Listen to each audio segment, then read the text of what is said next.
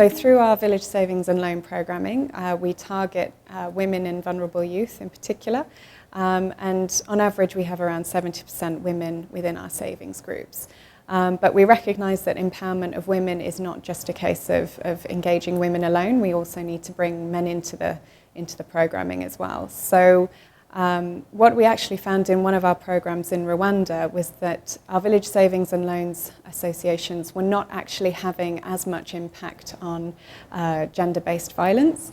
And so we looked at how we could use VSLAs as a mechanism to actually address that issue. And through that, we found that by engaging men in the training and the discussions around savings and loans within the groups was actually a better way for getting men to see how what an empowered woman can achieve and how it can bring advantages to the household as a whole and to the community as a whole. So as a result of that, we actually redeveloped our VSLA manuals to engage men in the process also.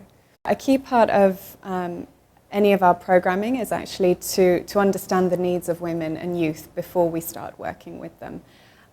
So when we design a program, we bring in women and youth from the beginning, and we discuss exactly what their needs are.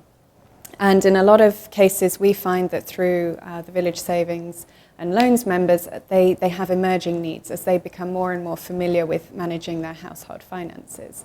So then we look at how we can actually graduate some of those members and groups to actually access formal financial products and services.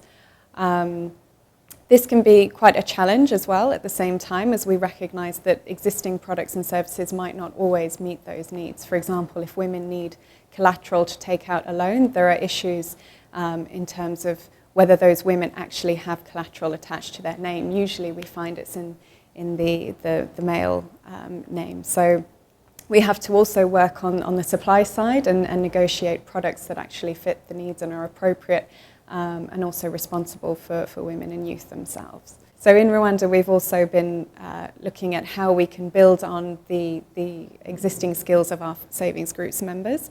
And what we've seen is an increased demand for more entrepreneurial skills.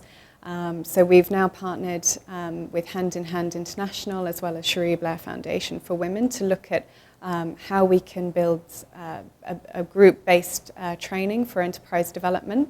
And we're also looking at some of those entrepreneurs who are showing a larger potential for enterprise growth and giving them more one-to-one support through mentoring and also through connecting them with wider services within the existing environment.